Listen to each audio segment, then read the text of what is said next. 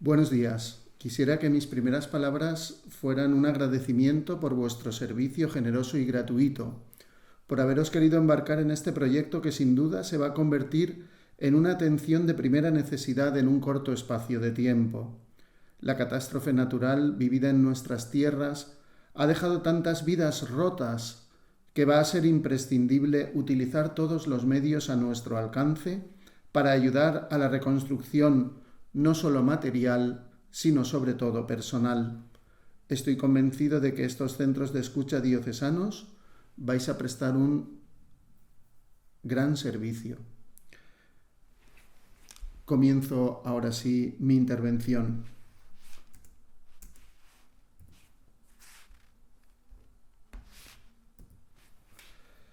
Quisiera partir de esta cita del Salmo 119 que dice: «Lámpara es tu palabra para mis pasos, luz en mi sendero». Todos necesitamos referentes que orienten nuestra vida por el camino que queremos realizar. Y la palabra de Dios, sin duda, es una fuente de la que podemos obtener sabiduría e iluminación para todas las circunstancias de nuestra vida. Estoy también convencido de que esta actividad para la que os estáis preparando como futuros voluntarios de los centros de escucha diocesanos, la palabra puede ser para vosotros una ayuda de primer orden. ¿Por qué? Porque la palabra de Dios es un fenómeno comunicativo de la mayor importancia, porque es Dios mismo quien nos habla, y la finalidad de su palabra es ser acogida por nosotros. Y en esto la escucha es decisiva. Escuchar es el fin de la palabra, su cumplimiento esencial. Toda palabra es emitida para ser recibida. En la palabra de Dios, la escucha es un imperativo, no es una actitud opcional, sino que es el mismo Señor el que nos dice, recordemos ese texto que leíamos no hace muchos domingos, en el que un escriba se acerca a Jesús y le pregunta ¿cuál es el primero de los mandamientos? Y Jesús responde, el primero es, escucha Israel, el Señor nuestro Dios es el único Señor. La escucha no es algo opcional que podemos hacer o no hacer, la escucha es estrictamente necesaria. Mi intervención va a tener 4 grandes apartados o 4 puntos que voy a ir desarrollando. El primero es dar unas pinceladas acerca del vocabulario de la escucha en la Sagrada Escritura, tanto en el Antiguo como en el Nuevo Testamento. En segundo lugar, presentaré algunas imágenes de esa escucha que nos ofrece la palabra de Dios. En tercer lugar, intentaré hacer una síntesis de las actitudes propias de la escucha en la Sagrada Escritura. Y finalmente, el punto cuarto será la escucha en momentos de crisis. Comenzamos por el punto primero, el vocabulario de la escucha. En el Antiguo Testamento existe un verbo que es el verbo samach, que significa escuchar. Fijaros lo importante que es que aparece 1165 veces en 1072 versículos. Podéis suponer que está distribuido por todo el Antiguo Testamento, desde el Pentateuco hasta los libros proféticos, históricos y también los libros sapienciales. Y el significado de este verbo se puede agrupar en 3 grandes campos. El primero haría referencia a la capacidad de oír, a la capacidad de entender una lengua o una exposición. En segundo lugar, el verbo samach también hace referencia al simple hecho de oír, escuchar, percibir, sentir, atender, prestar atención, fijarse, enterarse, percatarse, saber. Y finalmente, en tercer lugar, también este verbo expresa la reacción que se produce al oír. El oír no nos deja indiferentes, escuchar algo moviliza nuestras capacidades. Por eso también se puede traducir como escuchar, pero hacer caso, asentir, estar de acuerdo, aceptar una propuesta, consentir, obedecer o ser dócil. En el Nuevo Testamento, el verbo que expresa esta actitud de escuchar es el verbo akuo. En este caso lo encontramos también en un número importante de acepciones, 427 concretamente, en 397 versículos.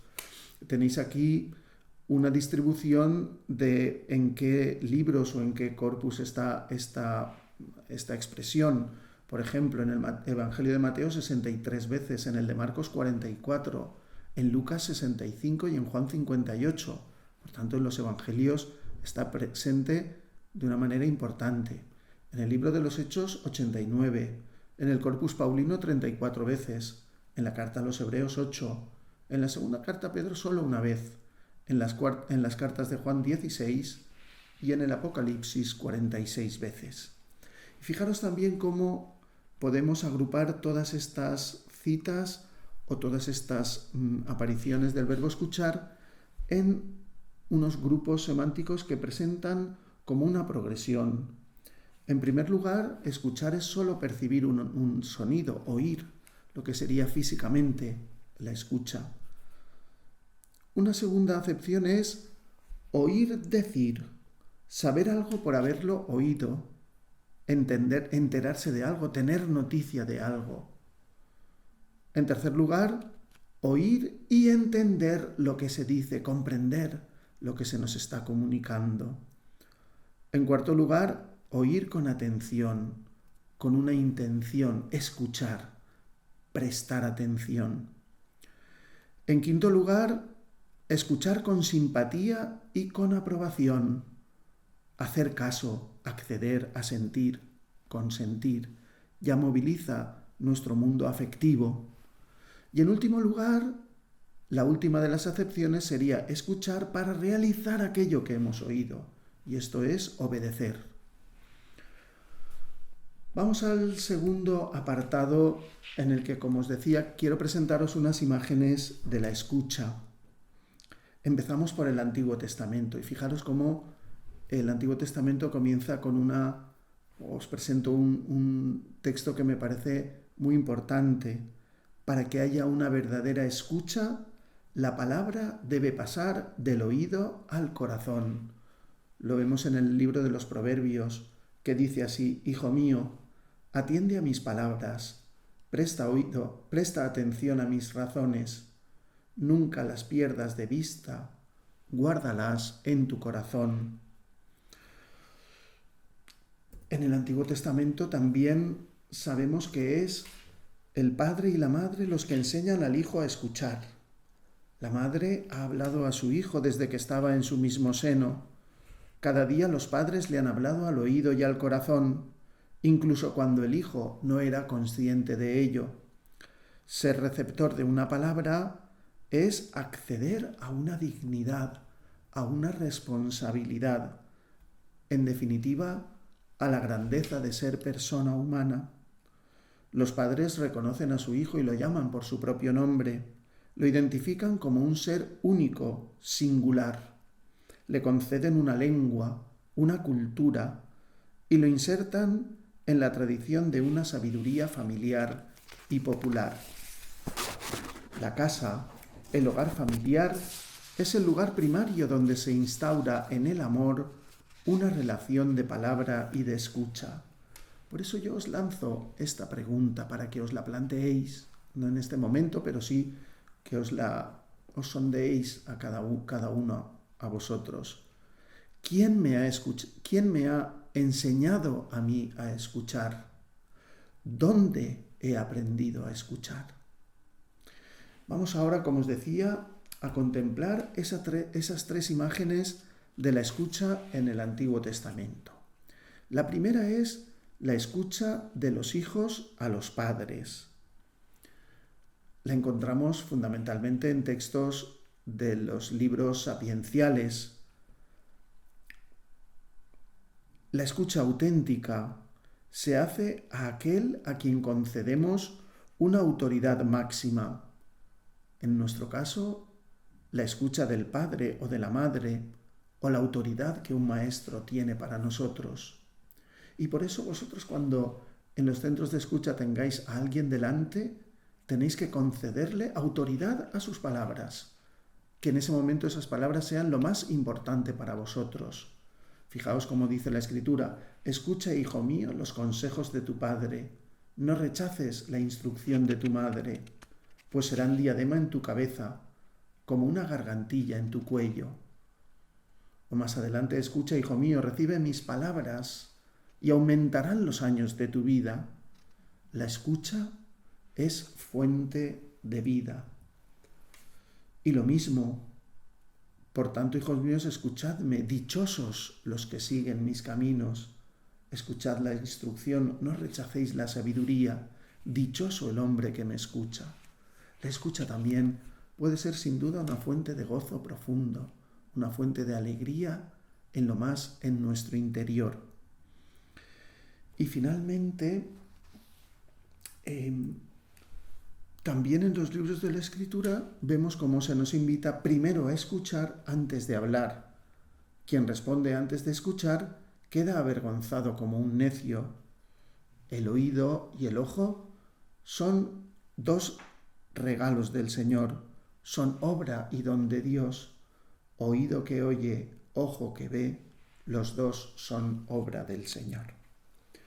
Vamos a pasar a la segunda imagen y ahora nos trasladamos a un lugar muy distinto, al monte Sinaí, donde, como sabéis, Moisés selló esa alianza entre el pueblo y Dios. Nos situamos, por tanto, en un contexto de alianza. Hay un compromiso entre el que habla y el que escucha. Y esa es también la actitud que vosotros deberéis tener con quien tengáis delante en estos centros, una alianza de colaboración y de ayuda mutuas. Vemos cómo Moisés sube al monte y el Señor le dice: voy a acercarme a ti en una nube espesa para que el pueblo pueda escuchar cuando yo hable contigo y te crean siempre. Moisés comunicó al Señor lo que el pueblo le había dicho. Vemos cómo en ese momento, en esa escena, las intervenciones de Dios no son con palabras que podemos interpretar fácilmente. El pueblo al menos percibía truenos, relámpagos, un humo que salía de la montaña, como un terremoto. Mirad, muchas veces la escucha supone en ocasiones signos que deben ser decodificados. Puede generar terror a veces ante la incomprensión, y eso os pasará cuando tengáis delante a una persona a la que no entendéis o a la que no sabéis exactamente cuáles son los signos que os está comunicando. Pero necesitamos seguridad, alguien que acompañe ese proceso de escucha como un intermediario. Moisés es el que intermedia en esa alianza entre el pueblo y Dios y dice: no temáis, pues Dios ha venido para probaros, para que tengáis presente su temor y no pequéis. Vosotros vais a ser como ese Moisés también, que acompañe el proceso de escucha. Y fijaros, también es muy importante que la escucha sea una garantía, que el que se acerque a vosotros tenga la seguridad de que va a ser escuchado siempre, en todo momento. Fijaros cómo dentro del código de la alianza, de la ley que Dios establece con el pueblo, aparece este precepto: no explotarás a viudas ni a huérfanos. Si los explotas y gritan a mí, yo escucharé su clamor. Dios garantiza a los débiles, a los frágiles, a los vulnerables, que Él siempre les escuchará. Y vosotros vais a ser un signo de esa escucha a todos los que os necesiten. Vamos a una tercera imagen de la escucha en el Antiguo Testamento. Se trata en este caso de la vocación del profeta Samuel. Es un texto suficientemente conocido, no voy a leeroslo todo porque creo que todo el mundo lo conoce, lo tenéis en el primer libro de Samuel, en el capítulo 3. Sabéis que el joven, el niño Samuel, se acuesta a dormir y escucha una voz que le llama: Samuel, Samuel. Y él se levanta y corre donde está el sacerdote Elí y le dice: aquí estoy, vengo porque me has llamado. Fijaros, en este texto, el primer versículo nos dice que en aquellos días era rara la palabra del Señor. Se había perdido el hábito y la costumbre de la escucha de Dios. Por eso también a nosotros nos puede pasar que perdamos ese hábito, esa costumbre o esa actitud de escuchar al que tenemos cerca.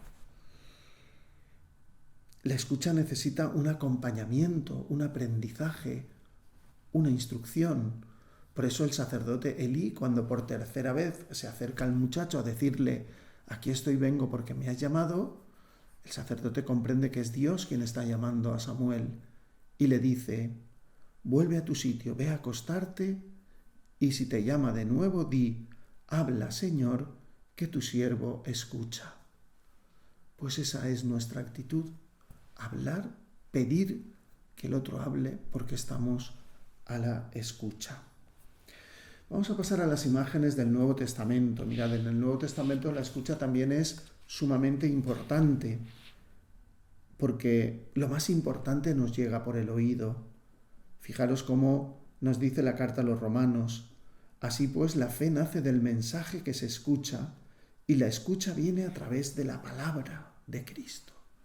Por tanto, hemos de estar con los oídos abiertos, porque la fe y tantas cosas fundamentales en nuestra vida nos han llegado por el oído. Vivimos una sociedad extremadamente visual. Nos hemos creído eso de que una imagen vale más que 1000 palabras. Y no seré yo el que diga que las imágenes no tienen su importancia, también la tienen, quedan grabadas en nuestra retina. Pero hemos de reconocer que eso no es verdad absolutamente. Una palabra oída también tiene un valor insustituible y por eso hemos de estar atentos a la escucha. Quiero comenzar planteándoos un aspecto que me parece fundamental, que es la espiritualidad de la escucha. Me remito para ello al capítulo 25 del Evangelio de Mateo, ese juicio de las naciones en el que todos nos presentaremos ante el Señor y el Señor irá juzgando. Si recordáis este texto, coloca a unos a su derecha, a otros a su izquierda. Y a unos les dice, venid aquí benditos de mi Padre, porque tuve hambre, me disteis de comer, tuve sed, me disteis de beber, etcétera, ¿no? Y aquellos no sabían cuándo lo habían hecho. Le dicen, Señor, ¿cuándo te vimos con hambre o con sed y te asistimos? Y el Señor dice, cada vez que lo hicisteis con uno de estos, los pequeños, los humildes, conmigo lo hicisteis. Y lo mismo sucede con los que tiene a su izquierda y les dice, alejaos de mí, malditos, porque tuve hambre y no me disteis de comer. Tuve sed y no me disteis de beber. Estuve desnudo y no me vestisteis, enfermo y en la cárcel y no vinisteis a verme. Y estos también con sorpresa le dirán, Señor, ¿cuándo dejamos de asistirte? Y el Señor dice, cada vez que no lo hicisteis con uno de estos, los pequeños, lo dejasteis de hacer conmigo. A mí se me ocurre añadir en ese texto bíblico, aunque yo soy biblista y tengo el máximo respeto por la palabra de Dios, no quiero violentarla, pero el Señor un día nos podrá decir, estuve necesitado de ser escuchado y me escuchasteis. O estuve necesitado de ser escuchado y no me escuchasteis. Por tanto, la escucha es fundamental. Y pensad que a quien tenéis delante cuando estéis en una actividad de escucha, es el mismo Señor a quien estáis escuchando en aquella persona frágil y vulnerable. Por tanto, el misterio de la otra persona que se nos revela es una realidad tan grande que nos desborda. Deberíamos descalzarnos como hace Moisés ante la zarza ardiendo. Debemos siempre respetar al máximo a esa persona que tenemos frente a nosotros. También me parece muy iluminadora la parábola del sembrador, que también todos conocéis y que nos plantea 4 terrenos donde cae la semilla. Creo que esta parábola podemos aplicarla al corazón del escucha, al corazón de cada uno de vosotros que como voluntarios escucharéis a quien se acerque a estos centros. Y mirad, un voluntario puede tener un corazón endurecido como el borde del camino, donde caiga la semilla y no pueda arraigar y sea arrebatada por los pájaros que se la comen.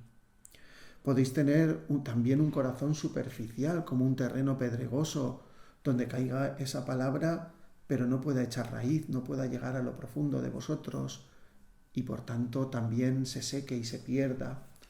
Podéis tener un corazón ocupado por abrojos, que son las preocupaciones del mundo, un corazón pues atento a tantas realidades, a tantas preocupaciones, a tantas situaciones, que cuando escuchéis a alguien, pues esa palabra, esa semilla de su palabra que caerá en vuestro corazón, pues también se vea ahogada por todas esas preocupaciones y no llegue a crecer en vosotros.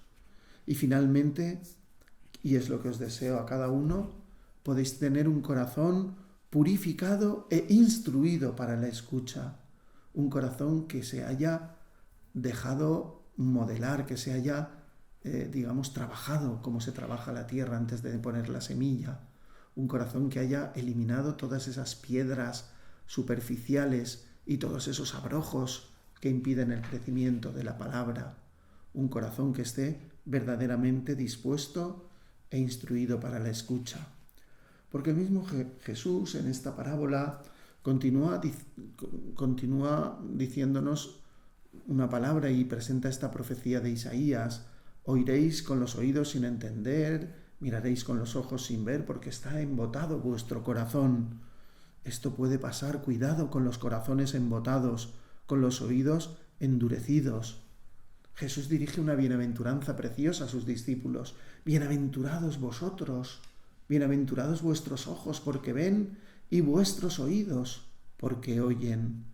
Ciertamente, escuchar a alguien que os va a abrir vuestro corazón va a ser en vuestra vida un motivo de bienaventuranza. La siguiente escena que también os presento es suficientemente conocida. Es el famoso texto en el que Jesús se acerca a casa de Marta y de María y cada una de las hermanas responde con una actitud muy distinta. María se queda embelesada a los pies de Jesús, escuchando con sus ojos puestos en la boca de Jesús y acogiendo cada una de sus palabras. Marta, sin embargo, se dedica al trabajo, está afanada en todo lo que es lo material, preparar, disponer el sitio, preparar la cena, estar un poco con todo lo que supone esa acogida, ¿no? A veces podemos pensar que en la iglesia o en nuestro mundo hay servicios que son mejores o más necesarios o más urgentes. Pues por supuesto, Cáritas, con todo el trabajo que ha desarrollado en estos días de la Dana, con esa distribución de alimentos, de ropa, de todo lo necesario. Y eso es verdad. Pero fijaros lo que dice Jesús en este texto. Cuando Marta se dirige a él y le dice: Maestro, ¿es que no te importa que mi hermana no me esté ayudando en esta tarea? Y Jesús le dice: Marta, Marta, andas siempre inquieta y ocupada en tus muchos servicios. María ha escogido la parte mejor y no le será arrebatada, no le será quitada. Escuchar sin duda es la parte mejor, es el servicio más importante que hoy podemos hacer también en nuestra sociedad. Por tanto, pensad que vais a ser los que realicéis ese servicio extraordinario. Tenemos también este texto, la parábola de la lámpara, que nos recuerda que nadie enciende una lámpara y la esconde debajo del celemín o debajo de una cama, sino que la pone en un lugar preferente donde puede iluminar y cumplir su función. Mira, a mí este texto me supone una llamada a la confianza. El texto dice: nada hay oculto que no llegue a descubrirse, ni nada secreto que no llegue a saberse. Todo lo que hay en el interior de una persona está llamado a salir, a ser comunicado. Y por eso hay que tener confianza, hay que tener paciencia. Igual no sale rápidamente o no sale en un primer momento, pero sin duda saldrá.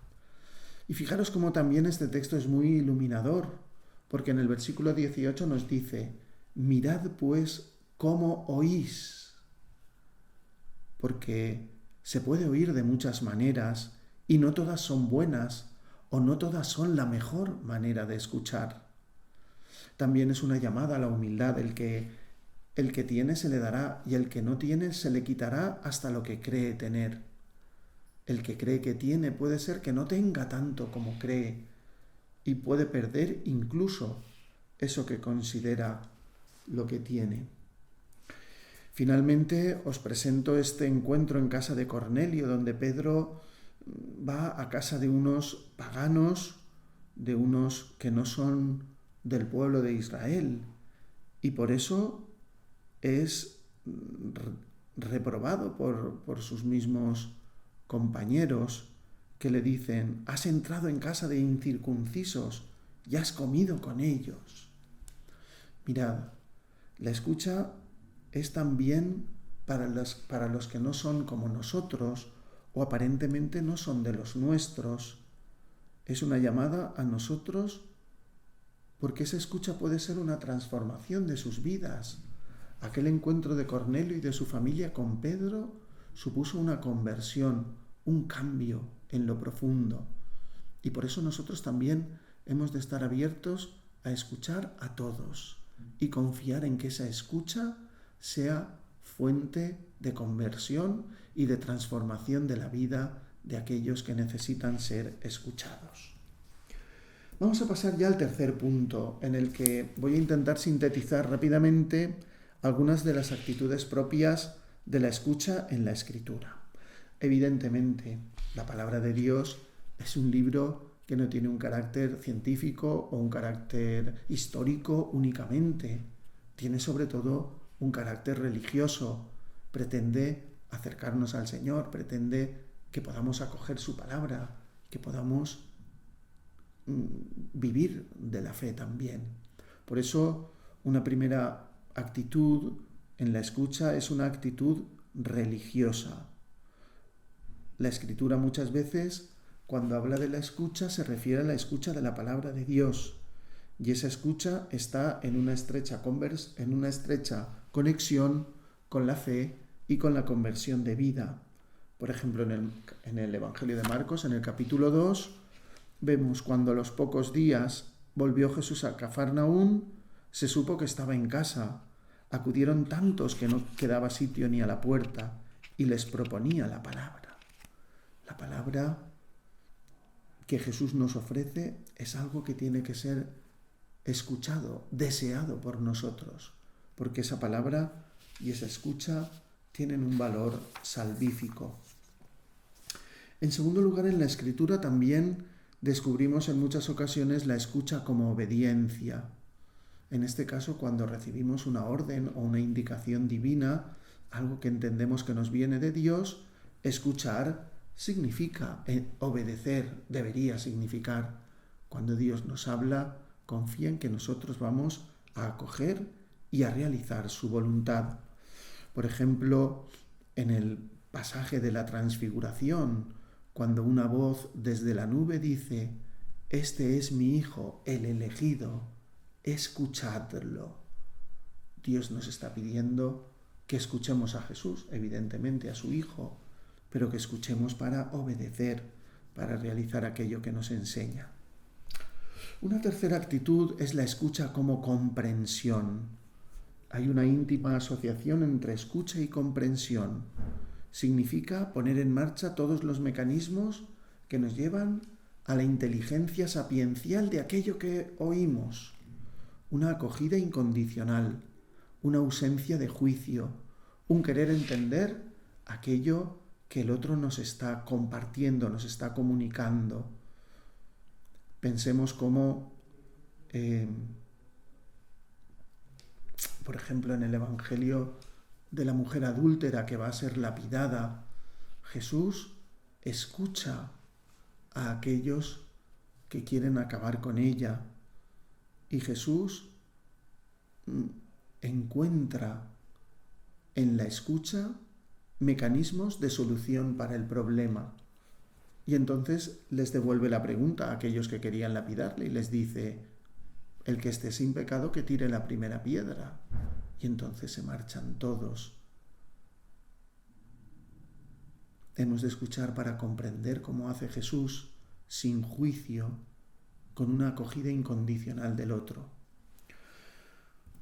Otra actitud es la escucha como selección, o más bien como elección. Hemos de, entre muchos ruidos y muchas voces que se presentan en nuestro mundo, hemos de seleccionar qué voz queremos escuchar. Hemos de elegir a aquel a quien queremos dar autoridad, a quien queremos amplificar el volumen de su palabra. Fijaros, por ejemplo, la escena en la que el ciego Bartimeo está a las puertas de la ciudad de Jericó y quiere encontrarse con Jesús porque sabe que en ese encuentro se juega el sentido de su vida, se juega el poder recobrar la vista. Y cómo él empieza a gritar: «Hijo de David, ten compasión de mí, Jesús, hijo de David, ten compasión de mí». Y el resto de la gente quiere acallar su voz: «No molestes, que pase el maestro». Y él dice: «Por eso mismo estoy gritando». Y Jesús escucha su voz. Entre muchos ruidos, entre muchas voces que seguro que en ese momento estaban en el entorno de Jesús, Jesús supo elegir la voz de Bartimeo y dice que se acerque. Y entonces él se pone delante de Jesús y Jesús le dice: «¿Qué quieres que haga por ti, Señor, que vea?». También nosotros hemos de decir a qué voces queremos prestar atención, qué voces elegimos escuchar. La escucha también es una decisión personal. No basta tener oídos para oír. Hace falta querer oír, querer escuchar. El que tenga oídos, que oiga. Hay que tener oídos, por supuesto, pero hay que querer escuchar, querer utilizarlos. La escucha es el fruto de nuestra libertad personal. Hoy muchos, desgraciadamente en nuestra sociedad, han hecho dejación de esta función. ¿A cuánta gente vemos por la calle que lleva unos auriculares, de esos grandes o de los pequeñitos, y escuchan lo que ellos quieren? Escuchan la música que les gusta o escuchan los podcasts o los programas que quieren, pero no están abiertos a la escucha del que tienen al lado. Por eso, escuchar es una decisión personal, es el fruto de nuestra libertad. Mirad, a veces vamos a escuchar palabras desconcertantes que no sabremos interpretar exactamente o rápidamente. Pensemos cómo Herodes escuchaba a Juan Bautista, sabía que era un hombre justo y santo y lo defendía. Y al escucharlo quedaba muy perplejo, aunque lo oía con gusto. Vamos a tener a veces esas palabras que nos van a dejar perplejos, que van a causar ese interrogante en nosotros. Nos cuesta entender. O palabras que nos denuncien, como sucede en este caso. O palabras que nos hacen mirar hacia nosotros mismos también, o en otra dirección a la que probablemente no estamos mirando.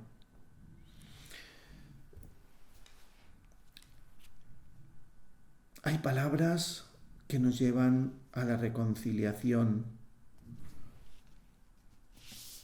palabras que hacen que aparezca la necesidad del perdón en nuestra vida. Si tu hermano peca contra ti, repréndelo estando los dos a solas. Si te hace caso, has salvado a tu hermano. Si no te hace caso, llama a otros, para que haya testigos, que todo quede confirmado por boca de 2 o más testigos. No puede haber reconciliación si no hay una palabra que se pronuncia y que se acoge. Para que esa reconciliación sea real, hemos de escuchar: te perdono. Y finalmente, la escucha como una actitud que nos transforma, que nos modela, que nos lleva a hacer cosas que a priori nosotros pensamos que somos incapaces, que nunca podríamos realizar. Fijaros cómo Jesús pone alto el listón en nuestra vida, no se conforma con poco. Nos dice: a vosotros los que me escucháis os digo, amad a vuestros enemigos, haced el bien a los que os odian, bendecid a los que os maldicen, orad por los que os calumnian. Al que te peguen una mejilla, ponle la otra. Al que te pida que le acompañes una milla, acompáñale 2. Al que te pide el manto, dale también la capa. El Señor nos pide un amor heroico por los enemigos, algo que espontáneamente seríamos incapaces de realizar. Pero la escucha puede modelarnos el corazón, modelarlo con valores totalmente nuevos e inimaginables para nosotros. Puede hacer que lleguemos a hacer ese perdón al enemigo, ese cambio, esa transformación radical. Y llegamos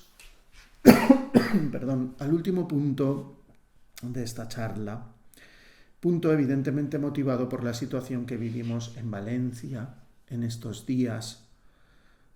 Evidentemente la escucha siempre es importante y necesaria, pero lo es mucho más en momentos de crisis, en momentos en los que una catástrofe como la que hemos vivido ha sesgado tantas vidas, ha roto otras, y hemos de estar también preparados para la escucha en estas circunstancias. Voy a proponeros también algunos textos bíblicos que nos dan alguna clave en este sentido. Un primer texto es muy interesante, es el texto en el que Jesús va con sus discípulos, llegan a una ciudad llamada Naín y ahí se encuentran un cortejo fúnebre en el que una madre viuda está enterrando a su hijo único. Podéis imaginaros la situación en la que se encontraba aquella madre, destrozada por la muerte del único ser en el que podía apoyar su vida. Y Jesús, de una manera silenciosa, se acerca, se compadece de ella y simplemente dice una palabra: no llores. La actitud de Jesús denota sensibilidad, percepción. No le pasa desapercibido lo que está sucediendo, el drama que tiene ante sus ojos. Él podría haber pasado con sus discípulos de largo y haber seguido hasta otra ciudad, porque Naín tampoco era una ciudad tan importante y probablemente no era el punto de llegada de su camino. Pero ante aquel dolor, Jesús no se queda indiferente, siente compasión. Pero ni siquiera la percepción y la compasión son suficientes. Jesús actúa, se acerca a la mujer, le dice: no llores. Se acerca al ataúd donde está el cuerpo de aquel muchacho y dirigiéndose al muchacho le dice: a ti te lo digo, levántate, y le devuelve la vida. Mirad, nosotros esos milagros evidentemente no los vamos a hacer, porque no está en nuestra mano, si el Señor no nos lo permite o no nos lo concede. Pero pensad que sí que la escucha puede devolver la vida a gente que parece que la ha perdido, que cree que ya no tiene sentido su vida. Por tanto, nosotros hemos de estar atentos como Jesús, con esa sensibilidad, con esa compasión. Y fijaros cómo en los que estaban junto a aquella madre, en aquel cortejo, reaccionan en primer lugar atemorizados. Claro, ver resucitar a un muerto no es algo que suceda todos los días. Están sobrecogidos, pero de ahí pasan a la admiración y a dar gloria a Dios, a reconocer la presencia de un profeta, y lo anuncian. La escucha puede convertirse en un motivo que sea anuncio gozoso del bien que uno ha contemplado o ha recibido. Un segundo texto es el texto de la mujer cananea, esa mujer sirofenicia que tiene una hija enferma, una hija poseída por un espíritu inmundo, y no sabe qué hacer, está desesperada, no sabe qué hacer para que su hija recupere una vida digna de su condición humana. Y escucha que pasa Jesús y se acerca a él. Es una situación límite. ¿Qué no haría una madre por devolver la salud a una hija gravemente enferma?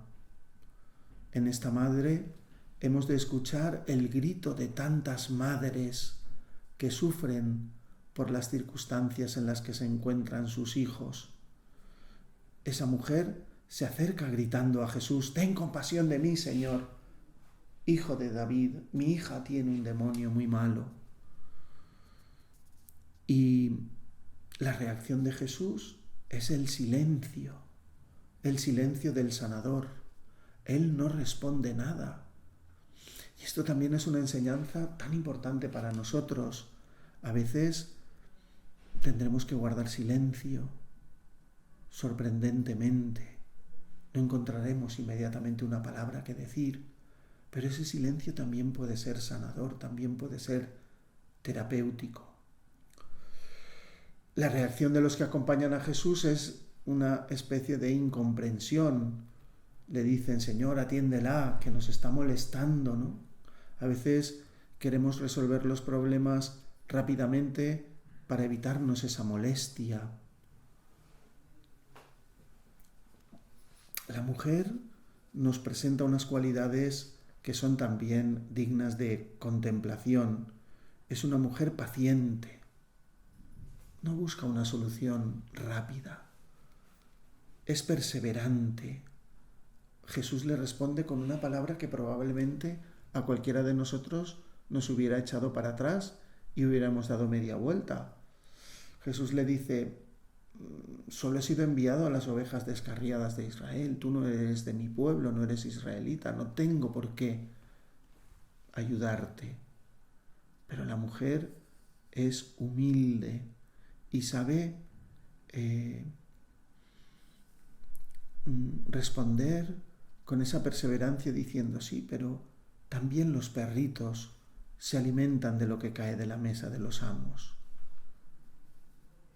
Hay una gran capacidad empática, tiene una actitud positiva hacia Jesús, aunque le ha respondido de una manera un poco, digamos, favorable, ¿no? Y la mujer es capaz de comunicarse efectivamente, de tener flexibilidad, de adaptarse a las distintas circunstancias. Pues esas son también actitudes que nosotros tendremos que vivir y tendremos que experimentar en circunstancias dolorosas y de crisis, cuando alguien como esta madre se acerque a nosotros. Un penúltimo texto es el encuentro de Jesús con el centurión, aquel hombre que tenía un criado enfermo que estaba a punto de morir y que también ha escuchado hablar de Jesús y quiere que Jesús intervenga para devolverle la salud a su criado. Y aquel centurión no actúa directamente, manda unos intermediarios, unos ancianos de los judíos, que le ruegan que vaya a curar a aquel criado. Y Jesús se pone en camino, quiere acercarse a aquel hombre que sabe que está necesitado. Mirad, muchas veces nosotros tendremos también que acoger mediaciones. No se presentará a nosotros la persona necesitada, pero esas mediaciones nos han de llevar a ella. Y cuando Jesús se encuentra con aquel centurión, el centurión le dice, Señor, no te molestes, porque yo no soy digno de que entres en mi casa, pero una palabra tuya bastará para devolver la salud, para sanar a aquel hombre. Aquel centurión es un modelo de confianza en la capacidad sanadora de la palabra, por encima incluso de la presencia de Jesús.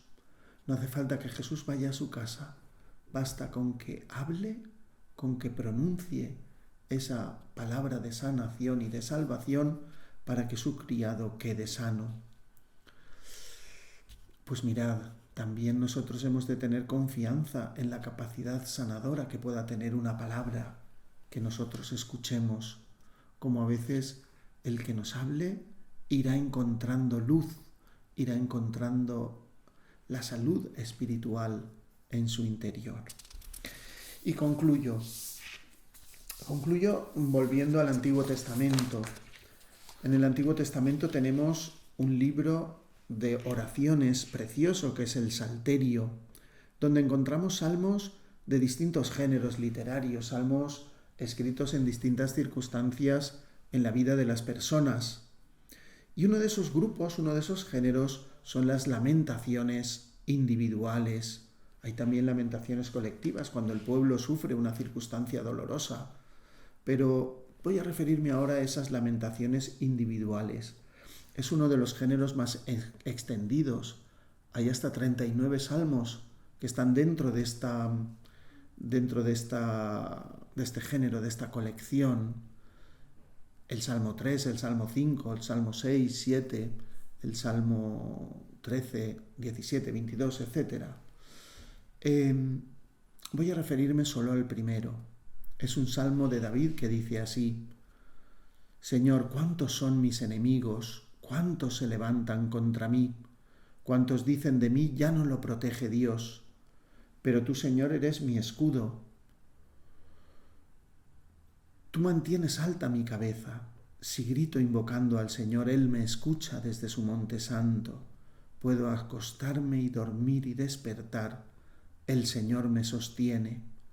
No temeré al pueblo innumerable que acampa a mi alrededor. Levántate, Señor, sálvame, Dios mío. Tú golpeaste a mis enemigos en la mejilla, rompiste los dientes de los malvados. De ti, Señor, viene la salvación y la bendición sobre tu pueblo. Mirad, cuando pasamos por momentos dolorosos, difíciles en nuestras vidas, momentos en los que espontáneamente nos sale esta lamentación, una actitud muy repetida es que el otro se convierte en enemigo. ¿Cuántos son mis enemigos? Creamos enemigos que justifican nuestra situación, buscamos culpables del dolor que experimentamos. Tenemos incluso en ocasiones una sensación general de abandono, incluso de abandono de Dios. ¿Cuántos dicen de mí, ya no lo protege Dios? Dios nos ha abandonado. Y el objetivo de este salmo y el objetivo de nuestra actitud de escucha es hacer que el otro recupere la confianza. El salmista la recupera en Dios. Si grito invocando al Señor, Él me escucha desde su monte santo. Tú, Señor, eres mi escudo y mi gloria. Puedo acostarme, dormir y levantar porque el Señor me sostiene. Precioso, ¿no? Todo el tiempo, de día, de noche, cuando estoy en vigilia o cuando estoy durmiendo. Pues nosotros hemos de ayudar a que aquel que se acerca a nosotros en una situación de crisis recupere la confianza en la vida, crea que la vida tiene un valor y que merece ser vivida, que supere todo temor, toda duda, toda incomprensión, que experimente seguridad y que vuelva a creer en la salvación. De ti, Señor, viene la salvación y la bendición sobre tu pueblo. Pues muchas gracias a todos por la escucha y espero que esta charla os ayude a vivir vuestra escucha con profundidad.